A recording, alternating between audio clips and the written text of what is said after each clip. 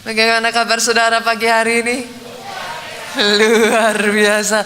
Saya tahu saya berjumpa dan saya melihat orang-orang yang diurapi Tuhan. Tepuk tangannya boleh yang paling meriah buat Yesus Tuhan kita. Tidak terasa ya saudara, ini kita sudah masuk dalam satu seri firman Tuhan yang baru di bulan Desember. Kita sudah memasuki awal bulan Desember, Ibu. So fast. Waktu itu berjalannya begitu cepat saudara. Dan di bulan September ini saudara, kita akan menerima satu tema yang baru saudara, yang berjudul The Joy is Coming. Joy is coming. Saya sungguh-sungguh berdoa sepanjang bulan ini, sukacita itu melimpah atas hidup saudara.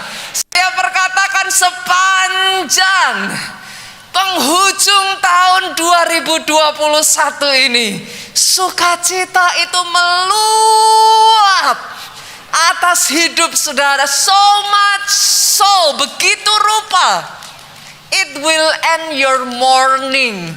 Mengakhiri duka citamu. Duka citamu diubahkan jadi sukacita. Aminnya yang paling keras, tepuk tangannya yang paling meriah buat Yesus Tuhan kita. Saudara, saya akan mengajak saudara untuk membaca sebuah kisah. Bagaimana Tuhan mengubahkan duka cita menjadi sukacita. Kita lihat kisah seorang yang bernama Daud. Saya yakin saudara sudah familiar dengan nama ini. Kita buka ya saudaraku, Mazmur pasalnya yang ke-30, ayatnya yang pertama sampai ayatnya yang keempat. Saya bacakan untuk saudara. Mazmur, nyanyian untuk pentahbisan bait suci dari Daud. Aku akan memuji Engkau ya Tuhan, sebab Engkau telah menarik aku ke atas dan tidak memberi musuh-musuhku bersukacita atas aku. Tuhan Allahku, kepadamu aku berteriak minta tolong, dan Engkau telah menyembuhkan aku. Tuhan, Engkau mengangkat aku dari dunia orang mati. Engkau menghidupkan aku di antara mereka yang turun ke liang kubur. Dari ayat yang pertama yang kita baca ini, nanti saya akan membaca satu demi satu ya saudaraku. Kita masih tetap ada di Mazmur 30 ini ya. Dari ayat demi ayat ini kita akan belajar saudara. Dimulai dari ayat yang pertama, di sana dengan jelas dikatakan dari Daud. Ini adalah Mazmur Daud, Pak. Daud yang notabene kita kenal sebagai a man after God's own heart. Orang yang disayang Tuhan, raja yang begitu dekat di hatinya Tuhan. Tapi kalau saudara lanjut membaca ayat-ayat berikutnya, maka saudara akan menemukan satu fakta yang mengejutkan, bahwa ternyata disayang Tuhan tidak membuat saudara bebas masalah, Pak. Yang mengerti aminnya yang paling keras. Disayang Tuhan tidak membuat Daud bebas dari masalah. Baru masuk di ayat yang kedua, di sana sudah dikatakan, aku akan memuji Engkau ya Tuhan, sebab Engkau telah menarik aku ke atas. Kalau ditarik ke atas tadinya di mana, Pak?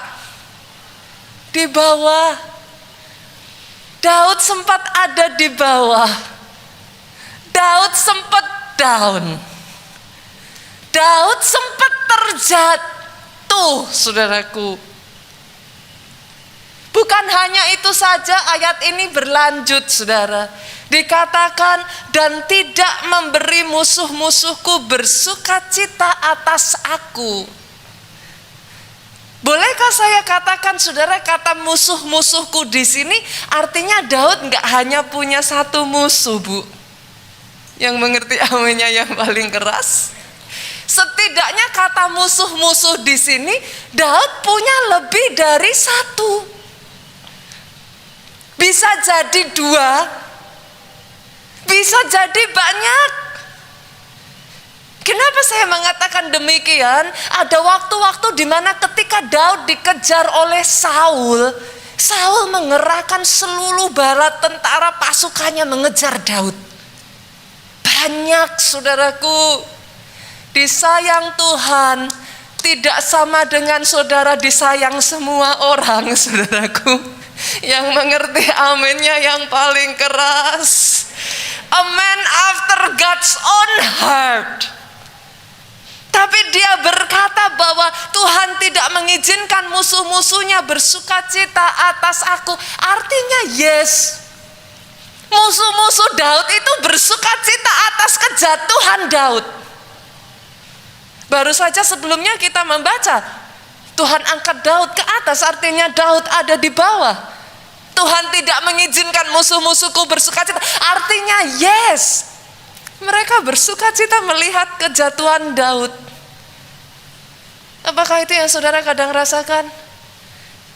Ada orang-orang yang entah bagaimana bersukacita menunggu kejatuhan saudara. Bahkan saudaraku, kalau kita membaca lanjut ayat ini, saya itu takjub, saudara. Tuhan Allahku, kepadamu aku berteriak minta tolong. Jujur loh saudara, kondisi seperti apa sih sampai membuat saudara berteriak minta tolong? Halo, yang mengerti aminnya yang paling keras. Orang Kristen kalau kayaknya loh Pak, nggak sampai terjepit, masih bisa ya dikerjain sendiri kok. Coba ingat-ingat kapan terakhir kali saudara ada dalam keadaan berteriak minta tolong. Biasanya kalau sudah dalam keadaan terjepit Pak, disitulah kita berteriak. Alkitab nggak ngomong loh Daud hanya sekedar minta tolong Bu, tapi dia berteriak. Dan the reason why Daud sampai berteriak minta tolong, saudaraku, di sana dikatakan engkau telah menyembuhkan aku. Bu, ternyata orang yang dikasihi Tuhan juga diizinkan sakit. Jenis penyakit seperti apa Bu yang kira-kira sampai membuat Daud berteriak minta tolong? Saya rasa kalau saudara cuma sakit flu biasa nggak akan berteriak minta tolong, saudaraku. Yang mengerti aminnya yang paling keras. Kalau cuma pusing-pusing biasa kayaknya tidak akan berteriak minta tolong, saudara. Kalau cuma pegel-pegel. Betul, saudara. Jenis penyakit sampai seperti apa, saudaraku, yang membuat saudara sampai berteriak minta tolong? Dan tidak berhenti sampai di situ, dikatakan Tuhan, engkau mengangkat aku dari dunia orang mati. Berarti ini jenis penyakit yang sampai membuat Daud ada dalam keadaan yang hampir saudaraku, sudah kritis, saudara. Wow, ada banyak orang Kristen salah berpikir, saudaraku, bahwa menjadi orang kesayangannya Tuhan, menjadi orang Kristen sama dengan bebas masalah, sama dengan tidak pernah mengalami masalah dan tantangan. No! Kurang disayang apa Daud ini, saudara? Tapi ayat ini masih berlanjut, engkau menghidupkan aku di antara mereka yang turun ke liang kubur. Satu titik di mana Daud sudah ada di titik bersama orang-orang yang turun ke liang kubur, Pak. Bolehkah saya mengatakan ini, saudaraku? Disayang Tuhan tidak membuat saudara bebas masalah.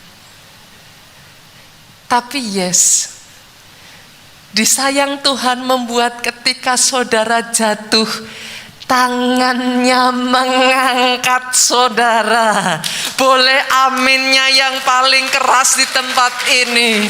Disayang Tuhan memang tidak melepaskan saudara dari musuh-musuh, tetapi yes, disayang Tuhan membuat tangannya menyelamatkan engkau dan tidak mengizinkan musuhmu bersukacita atas engkau. Itu pengertian yang benar, Pak. Saya berdoa orang-orang Kristen di tempat ini, anak-anak Tuhan di tempat ini menyadari satu hal ini sehingga imanmu tetap kokoh. Disayang Tuhan tidak mungkin, bukan berarti kau bebas tidak mengalami masa-masa pergumulan, sakit, penyakit, tetapi di tengah semuanya itu tangannya menyembuhkan engkau.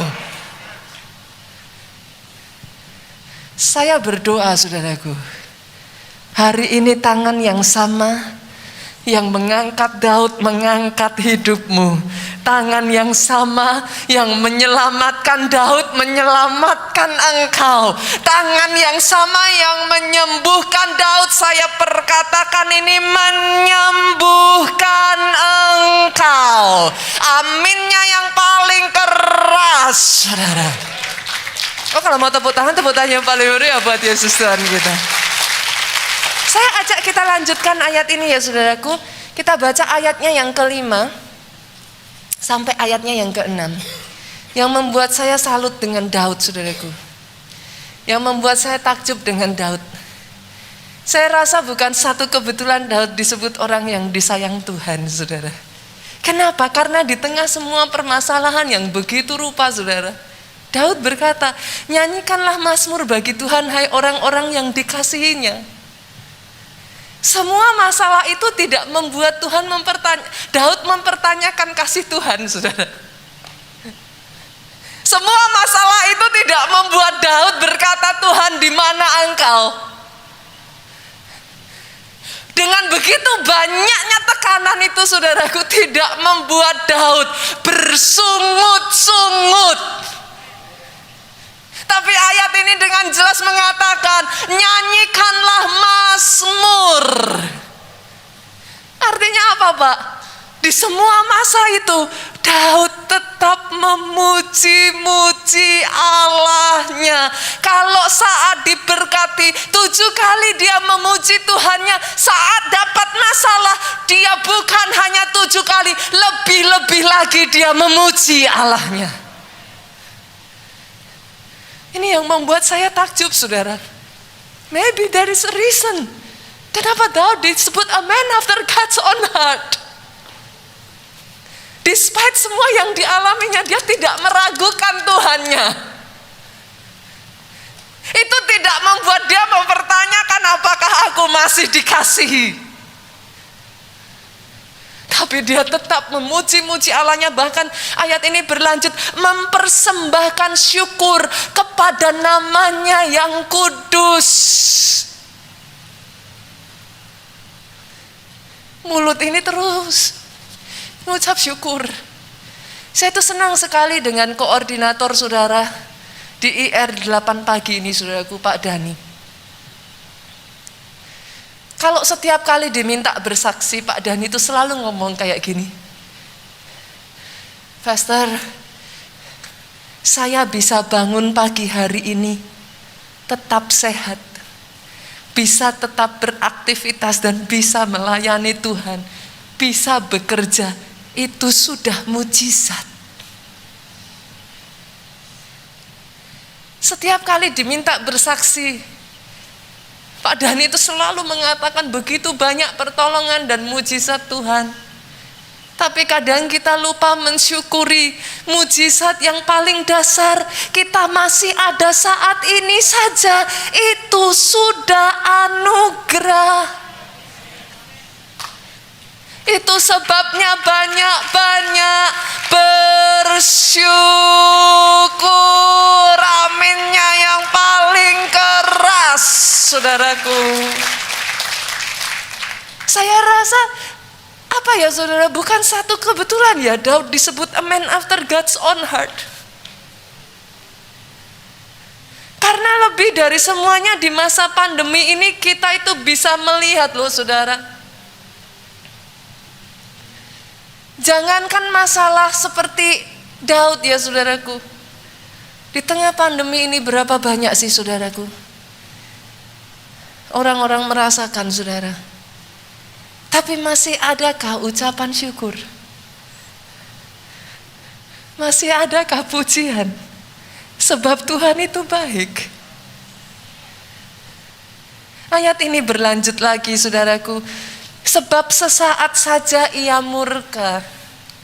Ada banyak orang salah di sini saudara. Kata murka di sini,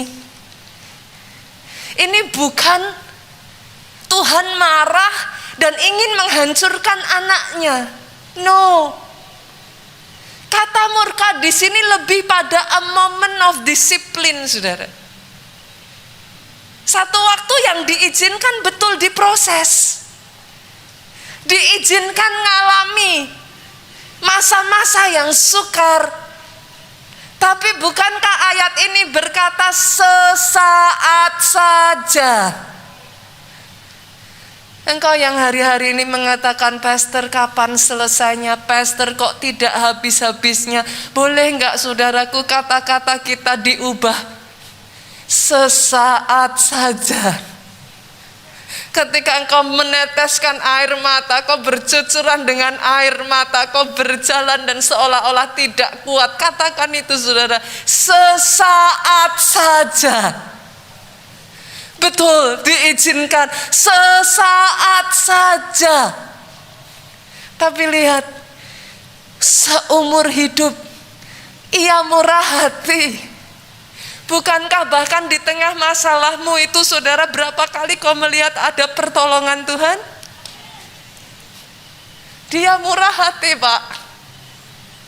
Bahkan di saat kau menyalahkan Tuhan, kadangkala engkau mengutuki dia, dia tetap murah hati.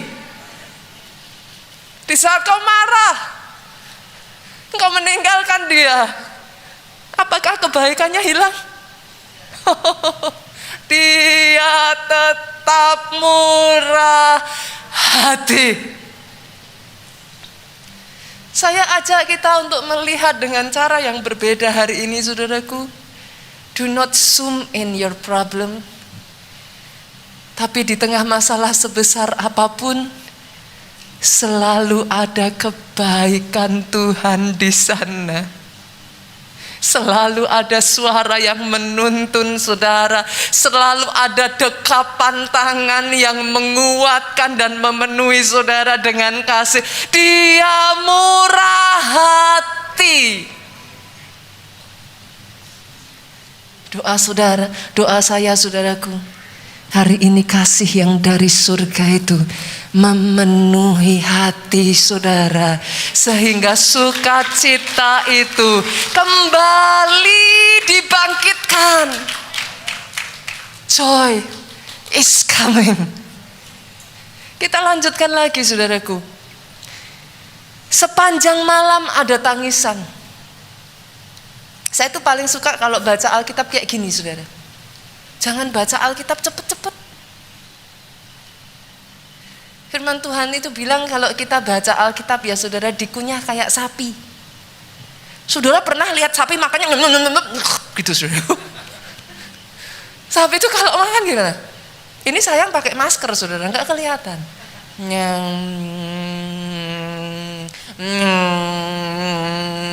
Saudara pernah lihat mulut sapi kalau makan? Pernah makannya kayak gitu saudara? Nggak ada. Baca firman tuh kayak gini nih loh saudara. Sepanjang malam ada tangisan. Saya nggak tahu ya masing-masing dari saudara apa yang saudara alami. Tapi yang saya tahu di 2020 dan 2021 ada banyak tangisan saudara. Saya sangat paham. Ada orang-orang yang kehilangan orang yang dikasihi. I know saudaraku. Saya sangat paham saudara. Berapa banyak dari orang-orang yang berjuang melalui sakit penyakit. Saya sangat paham bagaimana saudara berjuang dalam ekonomi, saudaraku. Betapa banyak yang terlilit hutang, saudara. Dan masa-masa ini menjadi semakin berat, saudaraku. Tapi izinkan saya mengatakan ini. Mungkin itu yang disebut sebagai sepanjang malam ada tangisan, Pak. Karena pastor, ya ampun pastor, baru aja bisa senyum, tapi nangis lagi. Betul ya Bu? Rasanya tuh kadang capek loh saudara. Akhirnya saudara ngerasa lega, ada lagi. Sampai rasanya gak ada waktu istirahat. Terus nangis. Tapi bolehkah saya mendeklarasikan ini hari ini saudaraku? Saya perkatakan ini atas kehidupan saudara menjelang pagi. Terdengar sorak-sorai. Dan sorak-soraimu dimulai hari ini. Saya belajar dari Nigeria satu hal ini saudara. Terserah orang di kiri kanan saudara mau apa. Tapi ketika kebenaran firman dideklarasikan, tangkap itu dengan iman. Tangkap remannya itu untuk saudara. Ketika kebenaran firman dideklarasikan, firman ini bukan, maaf saudara, izinkan saya katakan ini. Ketika saudara duduk dan mendengar firman, firman bukan untuk dinilai. Sorry to say saudara. Saudara tidak duduk, kemudian saudara berkata, pembicaranya bagus enggak ya? Bisa dimengerti enggak ya? Seru enggak ya? Lucu enggak ya? No. Tapi firman untuk diaminkan. Firman untuk ditangkap remanya. Karena ketika saudara tangkap remanya, lihat dengan cara yang ajaib dia mengerjakannya. Saat ini kau berkata amin, mungkin belum terjadi, mungkin tidak ada yang kau lihat, tapi ketika kau berkata amin, saudara tahu arti amin? Saudara bersepakat dengan Tuhanmu. Ketika firman disampaikan dan engkau bersepakat dengan Tuhanmu, itulah kau katakan amin. Amin bukan cheap word. Amin bukan latah, saudaraku. Amin mengatakan bahwa engkau bersehati dengan Tuhanmu. Maka dia kerjakan itu atas hidupmu. Kita lanjutkan, saudaraku. Ayatnya yang ke-12. Aku yang meratap, telah kau ubah menjadi orang yang menari-nari. Ada di sini yang meratap. Kondisi apa sih sampai bikin saudara meratap? Meratap tuh apa tuh saudara? Sampai merintih, sampai kayak Tuhan. Kalau ada di sini yang ada dalam keadaan seperti ini saudaraku, dia membuat engkau menari-nari. Dia akan membuat engkau menari-nari.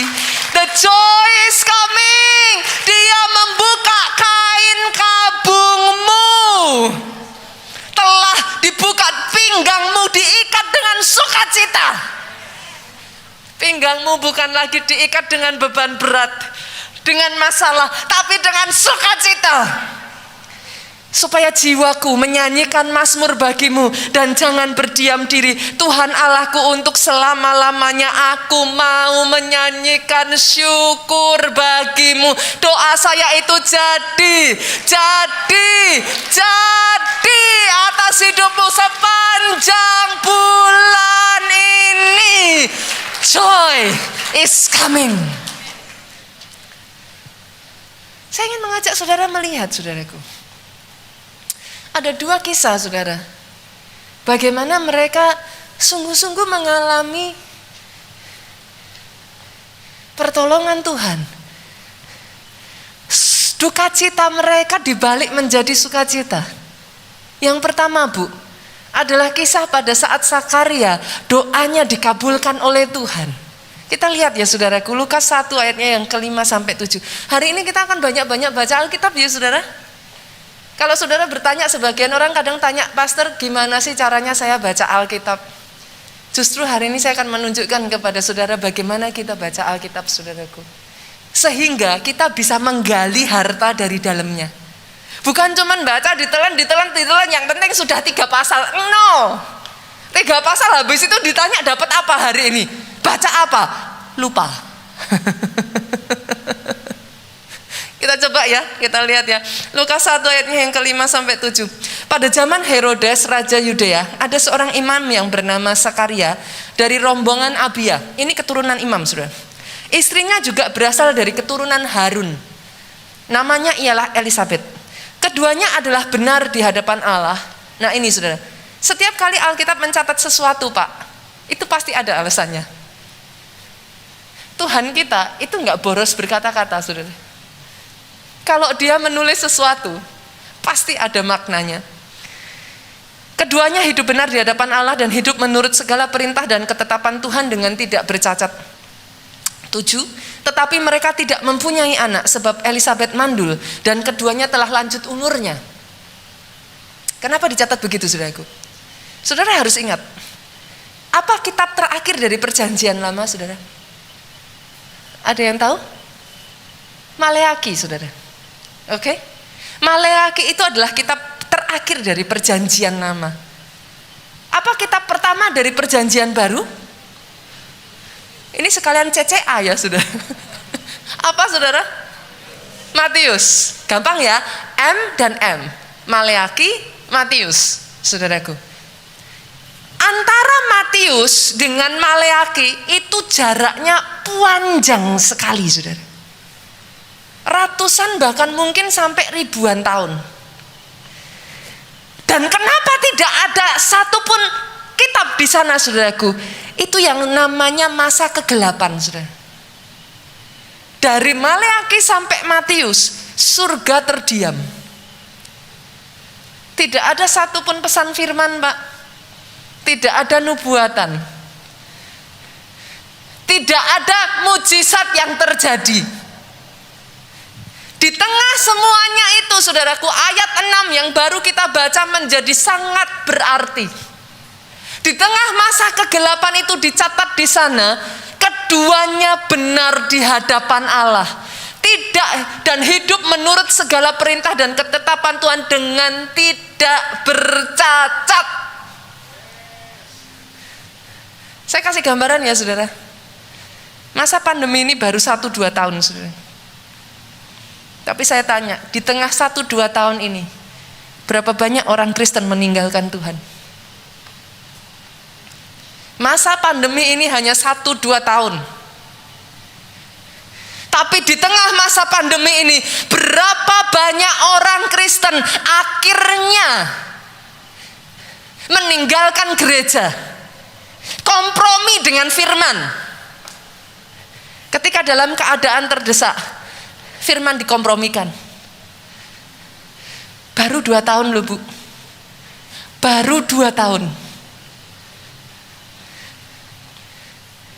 Dalam 2 tahun ini saya tanya, saudaraku, berapa orang meninggalkan pelayanannya? Kenapa ayat 6 ini dicatat? Kenapa ayat 6 ini begitu penting? Di tengah masa kegelapan, di tengah tidak ada suara Tuhan, di tengah tidak ada mujizat, tidak ada perkataan nubuatan, Elisabet dan Sakaria tetap hidup benar di hadapan Tuhan. Mereka tetap melayani di bait Allah. Mereka tetap menyembah Tuhannya. Kenapa ayat 7 dicatat? Karena terjadi sebuah keanehan, Pak. Ada orang yang tetap hidup benar, tapi janji Tuhan gak digenapi. Elisabet mandul, dia nggak punya anak. How can it be? Minggu lalu kita baru saja berbicara, Pak. We worship a God of covenant. Tuhan kita itu Tuhan perjanjian. He is a covenant God.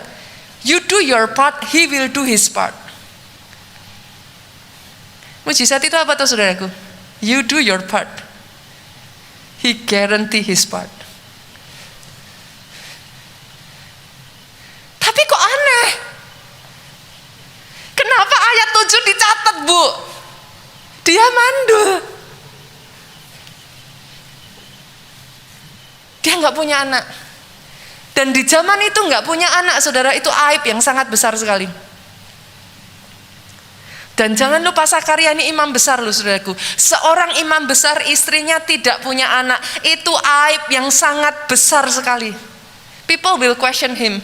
What's wrong with him? Kenapa Tuhan menutup kandungan Sarah? Tapi apakah itu membuat mereka mundur? Mereka sudah lanjut usia dan mereka tahu secara manusia janji itu tidak digenapi. Apakah membuat mereka meninggalkan Tuhan? Meninggalkan pelayanannya? No. Saya ajak lihat ini, saudara, ayat yang ke-10 kita lihat.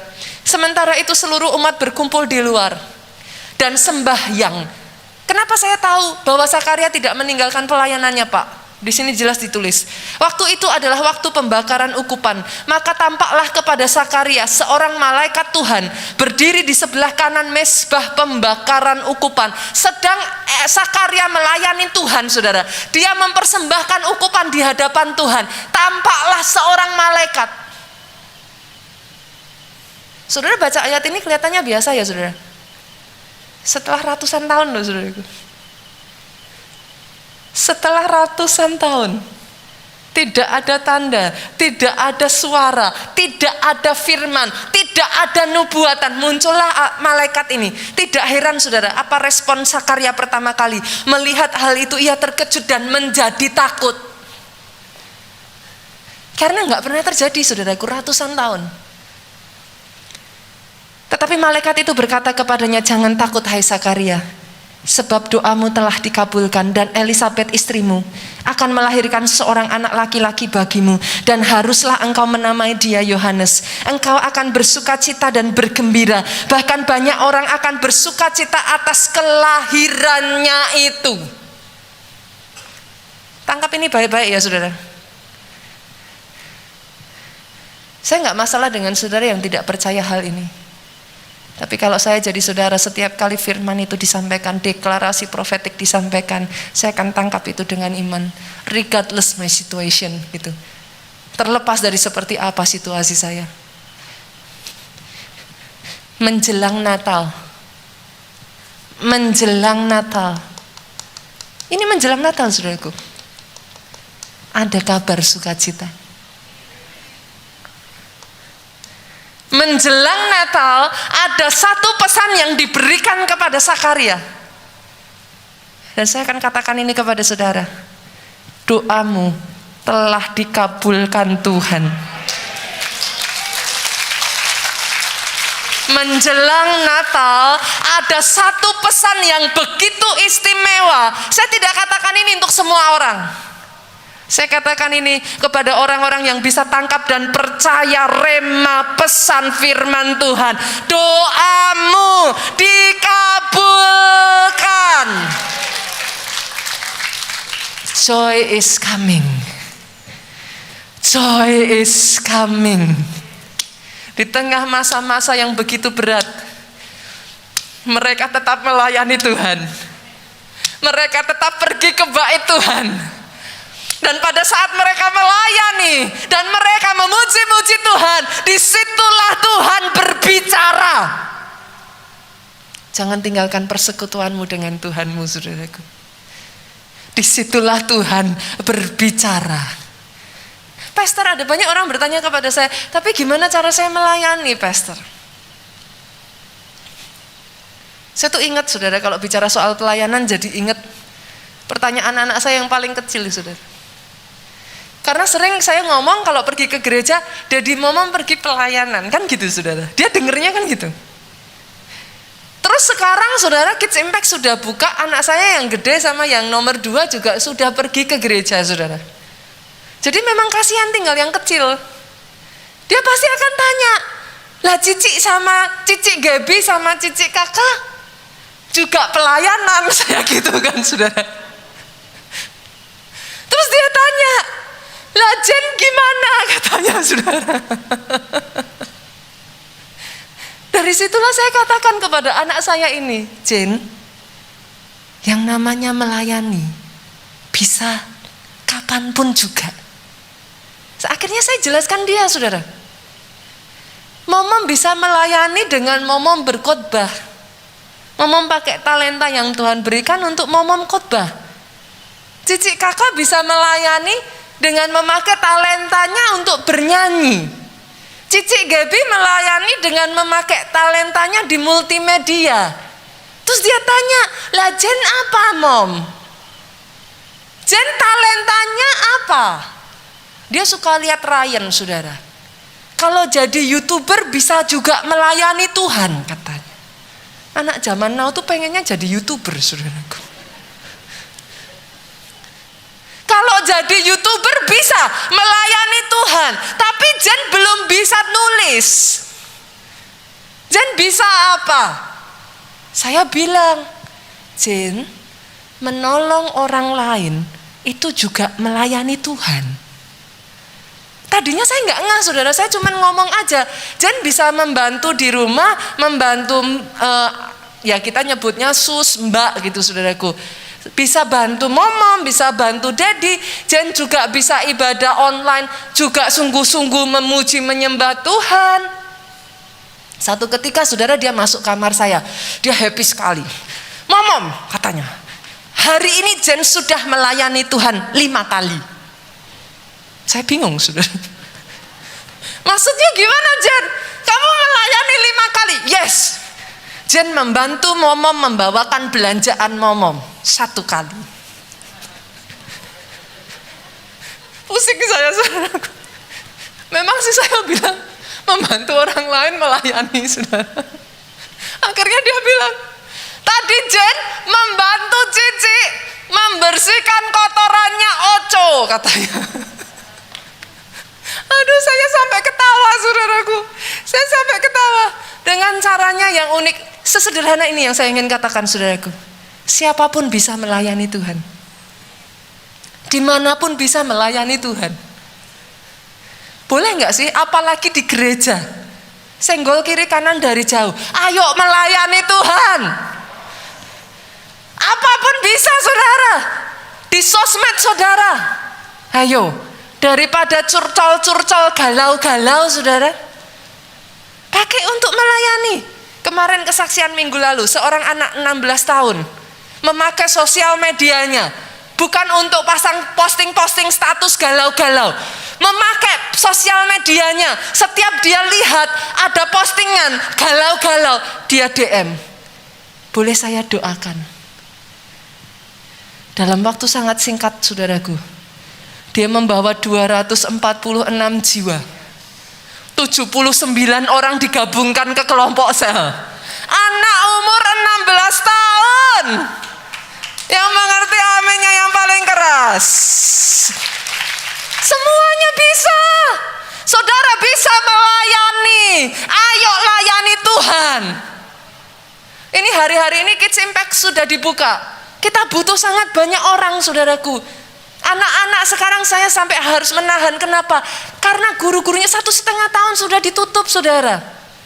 Yang tadinya guru-gurunya ada, sekarang udah banyak terpencar kemana-mana gurunya. Kita butuh sangat banyak pelayan Tuhan untuk membantu anak-anak kita bisa beribadah. Ayo melayani. Yang mengerti aminnya yang keras. Dan untuk orang yang melayani, lihat ini firman Tuhan saudara. Saudara boleh setuju, boleh nggak setuju, tapi ini firman Tuhan. Tetapi Yesaya 61 ayat 6-7. Tetapi kamu akan disebut imam Tuhan dan akan dinamai pelayan Allah kita. Aminnya yang paling keras. Katakan itu saya. Tapi kok pelayan, Pastor? Bukankah pelayan itu rendah? Jangan salah. Tuhan Yesus berkata, di kerajaan surga yang tertinggi ialah yang melayani. Come on. Di kerajaan surga yang tertinggi ialah yang melayani. Senggol dari jauh kiri kanannya, ayo melayani. Dari semua yang bisa kau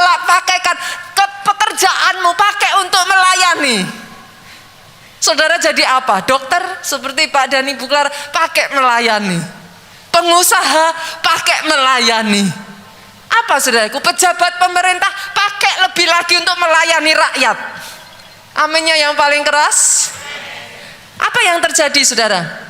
Kamu akan menikmati kekayaan bangsa-bangsa dan akan memegahkan diri dengan segala harta benda mereka. Sebagai ganti bahwa kamu mendapat malu 2 kali lipat. Yes, mungkin sempat dipermalukan. Sebagai ganti noda. Yes, sempat mungkin rasanya bahkan ditolak saudaraku. Dan ludah bahkan yang menjadi bagianmu. Jadi jangan hanya nangkepnya yang berkat-berkat terus ya saudara. Tapi juga jangan anti berkat ya saudaraku. Kalau baca Alkitab boleh nggak menyeluruh? Aminnya yang keras. Bagianmu juga adalah dapat mudah. Nah ya itu diterima. Tetapi kamu akan mendapat warisan 2 kali lipat di negerimu dan sukacita abadi akan menjadi kepunyaanmu. Oh, sorak-sorak yang paling meriah, saudaraku. Melayani Tuhan selalu manis. Bukan karena cuma berkat, biar pikul salib selalu manis. Amin saudara. Yang kedua saudara, satu kisah lagi saudara, dari seorang bernama Hana. Kita buka 1 Samuel pasalnya yang pertama ayat 1-7. Ada seorang laki-laki dari Ramataim Sobim, dari pegunungan Efraim, namanya Elkana bin Yeroham bin Elihu bin Tohu bin Suf, seorang Efraim. Dia Efraim saudara. Orang ini punya 2 istri. Yang seorang bernama Hana, yang lain bernama Penina. Penina mempunyai anak tetapi Hana tidak. Orang itu dari tahun ke tahun pergi meninggalkan kotanya, sujud menyembah mempersembahkan korban kepada Tuhan semesta alam di Silo. Tiap tahun gerejanya jauh. Zaman itu nggak banyak gereja saudaraku. Bait Tuhan itu harus keluar kota. Di sana yang menjadi imam adalah kedua anak Eli, Hofni dan Pinehas. Saudara tahu kisahnya kan? Imamnya melakukan hal yang nggak benar. Tahu kisahnya ya saudaraku? Pada hari Elkana mempersembahkan korban, diberikannya lah kepada Penina istrinya dan kepada anaknya laki-laki perempuan masing-masing sebagian. Meski ia mengasihi Hana, ia memberikan kepada Hana 1 bagian, sebab Tuhan telah menutup kandungannya. Tetapi madunya selalu menyakiti hatinya supaya ia gusar. Jadi Penina itu selalu menyakiti Hana karena Tuhan telah menutup kandungannya. Demikian terjadi dari tahun ke tahun. Sehingga Hana pergi ke rumah Tuhan, Penina menyakiti Hana sehingga ia menangis dan tidak mau makan, saudara. Kebayang nggak sih kalau jadi Hana, saudara? Saya kalau jadi Hana malas ke bait Allah, saudara. Lah tiap tahun kalau ke bait Allah lihat Penina disakiti terus gitu, trauma loh, saudara. Tahun 1, tahun 2 bisa ditebak. Peninanya nah. Tahun 3 anaknya Penina dari 1 udah jadi 2. Tahun lalu dapat 2 bagian, sekarang 3. Tahun keempat, tahun kelima, anaknya dari 2 jadi 3. Kan terus tambah, saudaraku. Loh, saya kalau jadi Hana saya malas ke bait Allah, saudara. Tapi dari tahun ke tahun Hana tetap setia. Di bait Allah boleh saudara ada gesekan, boleh ada masalah, tapi tidak membuat saudara trauma untuk di bait Allah. Tahun itu Hana menangis kepada Tuhan. Apa yang terjadi saudara? 1 Samuel 1:17-20. Kita tahu siapa Hofni Finehas, kita tahu siapa Eli ya saudara. Kita sudah tahu mereka hamba Tuhan yang tanda kutip saudaraku dianggap tidak benar saudara. Tapi lihat saudara, jawab Eli, pergilah dengan selamat dan Allah Israel akan memberikan kepadamu apa yang engkau minta daripadanya. Ini dikatakan dari seorang imam yang tanda kutip loh saudara. Tapi lihat, sesudah ia berkata kepada perempuan itu, biarlah hambamu ini mendapat belas kasihan daripadamu. Keluarlah perempuan itu, Hana, ia mau makan, mukanya tidak muram lagi. Keesokan harinya, bangunlah mereka pagi-pagi sujud menyembah di hadapan Tuhan. Kemudian pulanglah mereka ke rumahnya di Rama. Ketika Elkana bersetubuh dengan Hana istrinya, Tuhan ingat padanya. Maka setahun kemudian mengandunglah Hana, melahirkan seorang anak laki-laki, menamainya Samuel, sebab katanya, aku telah memintanya daripada Tuhan. Ada di sini yang mengalami seperti Hana? Dibanding-bandingkan? Kalau kumpul keluarga tertekan, saudaraku. Tiap kumpul keluarga tanya, pacarnya mana? Nanti habis menikah ditanya, sudah punya anak belum? Tertekan ya kadang ya saudaraku. Capek. Tapi dengar Hana ini saudaraku. Saya tuh gak tahu dari dua kisah ini bukan satu kebetulan dari saudara. Ketika mereka di bait Tuhan, mereka mendengar suara Tuhan. Bahkan dari seorang imam yang quote-quote. Tapi Hana tidak melihat manusianya. Manusianya boleh masalah, tapi dia tangkap rema firman-Nya. Hari itu dia tangkap, yang tadinya menangis gak mau makan, dia berurap, bersuka cita, dia mau makan, saudaraku. Apakah langsung terjadi punya anak? Enggak. Alkitab mencatat tahun depan. Kau boleh tidak melihat saat ini, but joy is coming. Bersukacitalah. Sekali lagi ku katakan, bersukacitalah. Pertolongan Tuhan datang tepat pada waktunya. Bangkit berdiri jemaat Tuhan. Katakan ini saudara-saudara. Kemanakah kami mencari kasih sejati? Come on saudaraku. Kemanakah kami berseru saat badai datang menderu? Bersama yuk. Yang kami tahu hanya Kau yang mampu pulihkan segala sesuatu. Kami perlukan keajaiban-Mu. Kami butuhkan. Oh, katakan dengan segenap hatimu. Kami tidak mampu jalan sendiri, Tuhan. Kami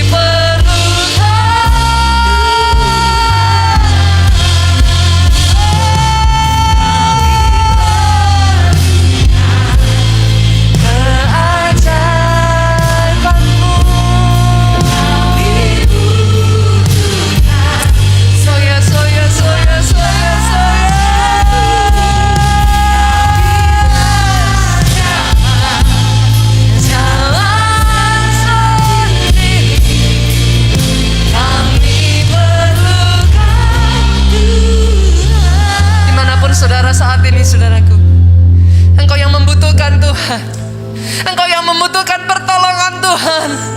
Pertolonganku dari Allah pencipta langit dan bumi. Berapa banyak dari saudara yang saudara rindu datang di hadapan Tuhan? Saudaraku, datang di hadapan Tuhan. Iraba syerete karalala bayaba syerete.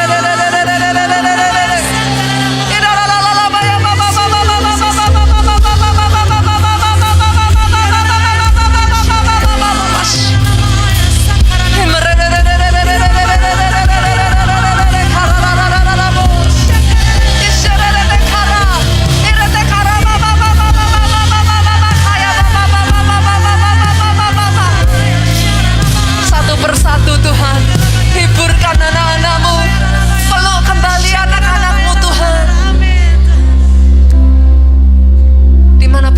saudaraku saat ini. Kalau kau butuh Tuhan, terima berkat Tuhan ini saudaraku. Tangkap rema ini, angkat kedua tanganmu. Diberkati engkau oleh Tuhan. Diberkati keluargamu oleh Tuhan. Engkau tidak berjalan seorang diri. Joy is coming. Sukacita abadi jadi bagianmu. Sehat sesehat-sehatnya saudaraku. Umur panjang Tuhan anugerahkan atas hidupmu. Diberkati pelayananmu. Diberkati kesaksian dan pemberitaan Injilmu. Pulang dengan membawa sukacita, damai sejahtera Allah. Cinta kasih Yesus melingkupi engkau. Persekutuan dengan Roh-Nya yang kudus sekarang sampai selama-lamanya. Engkau yang diurapi, katakan bersama dengan saya,